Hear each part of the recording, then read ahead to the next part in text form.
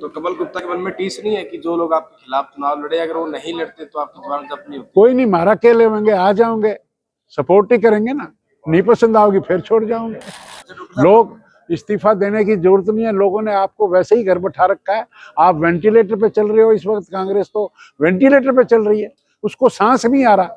मुझे ये समझ में नहीं आता कि हमारे विपक्ष के लोगों को ये कहने में कि यार एयरपोर्ट बन रहा है तकलीफ क्यों होती है। मैं तो रिजाइन कर दूंगा, रिजाइन ले लो ना उनसे, प्रत्यक्ष को प्रमाण की क्या आवश्यकता है, तो रिजाइन कर दूंगा, रिजाइन ले लो ना उनसे, प्रत्यक्ष को प्रमाण की क्या आवश्यकता है। चुनाव प्रचार भारतीय जनता पार्टी के जो 20 के 20 पार्षदों के चुनाव लड़ रहे हैं और एक कैंडिडेट जो प्रवीण पोपली जी हमारे मेयर का चुनाव लड़ रहे हैं, 21 के 21 कमल के फूल खिलेंगे और अच्छे मार्जिन से खिलेंगे। मैं समझता हूं कि मेयर का जो चुनाव जिस हिसाब से माहौल है, 50,000 से अधिक से वो जीत रहा है। और हमने काफ़ी सोचने पर भी हम ये मजबूर हो गए, हमें कोई हमारा वार्ड कमजोर ही नहीं नज़र आ रहा। हम सभी के सभी पार्षद भी हम जीत रहे हैं, चुनाव बड़ा अच्छा है। अभी अगर आप 10 मिनट पहले आते तो ये मीटिंग थी, ये चुनाव प्रबंधन की मीटिंग थी कि इसमें भोजन कौन बनाता है, प्रोग्राम कौन करवाता है। तो बड़ी सक्रियता से, बड़े उत्साह से सभी प्रबंधकों ने ये कहा कि भी हमारा काम बड़ा चल रहा है, चाहे कोई गेस्ट आए, चाहे कोई बाहर से नेता आए, उनके प्रोग्राम कौन करवा रहा है, हमारे प्रत्याशी के प्रोग्राम कैसे हो रहे हैं। हमारे आज प्रदेश अध्यक्ष भी आए थे, उनके भी 5-6 प्रोग्राम हुए हैं, सभी प्रोग्राम बहुत अच्छे हुए। अच्छा डॉक्टर साहब, एक हिसार एयरपोर्ट का मुद्दा बड़ा चल रहा है चुनाव में, आप तो मिनिस्टर भी रहे हैं इसके। मैं कांग्रेस सांसद जयप्रकाश जेपी की बात करूँ, वो कहीं की बीजेपी को सीधा चैलेंज कर रहे हैं, हिसार से इंटरनल फ्लाइट शुरू होती है। कोई ये जिनका नाम आपने लिया, केवल ये एक ही व्यक्ति नहीं है जो हास्यास्पद बात करता है। इनसे पहले भी इन्हीं के 2 बड़े नेताओं ने ऐसी बात कही थी। और मैं समझता हूं कि हाथ कंगन को आरसी क्या और पढ़े लिखे को फारसी क्या।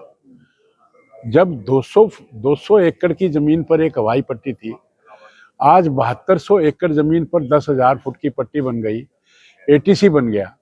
यहाँ पर जो ILS इंस्ट्रूमेंट लैंडिंग सिस्टम का जो एक केबिन होता है वो बन गया, सारी नाइट लाइटें लग गई, यहाँ पर प्राइम मिनिस्टर्स का बड़ा जहाज उतर गया, यहाँ पर एयरफोर्स के जहाज आकर यहाँ पर प्रैक्टिस कर गए।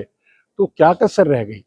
पहले भी कहा था एक जजप्पा के नेता ने कि यहाँ हवाई अड्डा बना तो मैं इस्तीफा दे दूंगा, बाद में वो एविएशन मिनिस्टर भी बन गए। तो रिजाइन करना तो दूर, वो तो उसके एविएशन मिनिस्टर बन गए।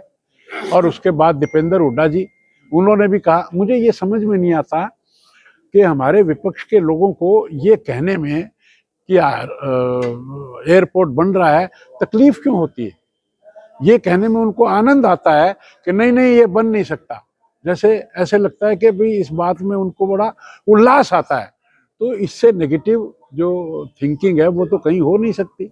मतलब आप तो ये कह रहे हो कि नहीं नहीं मैं तो डॉक्टर बन ही नहीं सकता, मैं तो इंजीनियर बन ही नहीं सकता, मैं तो जीत ही नहीं सकता और मैं तो रिजाइन कर दूंगा। रिजाइन ले लो ना उनसे, प्रत्यक्ष को प्रमाण की क्या आवश्यकता है। ये हास्यास्पद बात है। जेपी साहब कह रहे हैं कि जो उड़ान योजना है कोई, उसमें भी जो हिसार एयरपोर्ट को भी शामिल नहीं किया गया। जो उड़ जाएगी तो हो ही जाएगी उड़ान योजना में। हम तो उड़ान कर चुके पहले। उड़ान योजना में हमने चंडीगढ़, देहरादून और धर्मशाला 3 उड़ानें चलाई थी। वो RCS के तहत ही, रीजनल कनेक्टिविटी स्कीम, इसके तहत ही उड़ाई थी। वो तो बात ये हुई कि एक एयर टैक्सी हमें मिली, तीनों उड़ानें वही करती थी। उसमें पहले जो एयरपोर्ट अथॉरिटी ऑफ इंडिया का जो लॉ था वो ये था कि 1500 मीटर की विजिबिलिटी हो तो जहाज उड़ सकता है, लेकिन उनने बाद में अमेंडमेंट करके उसको 5000 मीटर कर दिया। अब 5000 मीटर तो हिसार में केवल 12, 1 या 2 बजे ही रहती है, सुबह और शाम को नहीं होती। तो वो 3 उड़ान एक एयर टैक्सी से संभव नहीं थी, वो वायबिलिटी नहीं बनती थी। वो एक एयर टैक्सी जो 3 उड़ान भरती थी, एक ही उड़ान भरे, तो इसलिए वो बंद करनी पड़ी। अब तो ILS लग गया, अब तो विजिबिलिटी की कोई इतनी बड़ी बात ही नहीं रही। तो अब तो नाइट लैंडिंग सिस्टम भी हो गया। और ये सब चीज़ें शुरू एकदम से नहीं होंगी, पहले वो दिन की फ्लाइट होगी, नाइट की बाद में आस्ता आस्ता बढ़ेंगी। ये सब काम जो 200 एकड़ लैंड थी वो 7200 एकड़ हो गई, 10,000 फुट की पट्टी बन गई, 150 पैसेंजर का पैसेंजर टर्मिनल बन गया और एटीसी बन गया।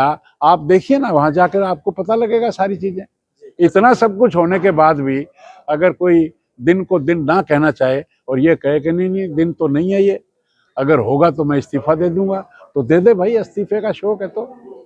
लोग इस्तीफा देने की जरूरत नहीं है, लोगों ने आपको वैसे ही घर बैठा रखा है। आप वेंटिलेटर पे चल रहे हो इस वक्त, कांग्रेस तो वेंटिलेटर पे चल रही है, उसको सांस नहीं आ रहा। वो तो जीत का दावा करते निगम चुनाव, वो तो पता लग जाएगा ना। पता हरियाणा की विधानसभा में भी क्या हुआ। फिर आप ये देखो, 10 साल तक वो अपना प्रदेश कार्य समिति नहीं बना पाए, 10 साल तक उनके जिला अध्यक्ष नहीं बने। हमारे तो पन्ना प्रमुख भी बने हुए हैं। और तो और ये चुनाव हुआ, लोगों ने उनको ये कहा कि अपोजिशन का दायित्व तो निभाओ, वो अपोजिशन लीडर ही नहीं बना पा रहे, वो क्या बात करेंगे। अच्छा डॉक्टर साहब, उनको रिजाइन करने की आवश्यकता नहीं है। अच्छा, वो तो पहले ही जनता ने उनका रेजिग्नेशन ले रखा है। उत्तर प्रदेश के मुख्यमंत्री आ रहे हैं प्रचार के लिए, और भी कई बड़े नेता आएंगे। जिस तरीके से रामनिवास राणा ने ज्वाइन किया, और कौन से हिसार के आप ये देखिए ना, लोग आ रहे हैं, ज्वाइन कर रहे हैं। कल कौन से व्हाट डज इट मीन? कल पता लग जाएगा आपको कौन कौन ज्वाइन। जिन्होंने बीजेपी से बागी होकर चुनाव लड़ा था, वो सब लोग भी ज्वाइन कर रहे हैं। चलो आ तो रहे हैं ना, कोशिश तो कर रहे हैं। अगले क्यों आ रहे हैं वो? क्योंकि उनको कहीं सब अंधकार ही अंधकार नजर आता है। इससे ही पार्टी की ग्लैमरिटी का पता लगता है। तो कमल गुप्ता के मन में टीस नहीं है कि जो लोग आपके खिलाफ चुनाव लड़े, अगर वो नहीं लड़ते तो आपकी जबान जब्त नहीं होती? कोई नहीं, मारा के लेंगे, आ जाओगे, सपोर्ट ही करेंगे ना। नहीं पसंद आओगी फिर छोड़ जाओगे।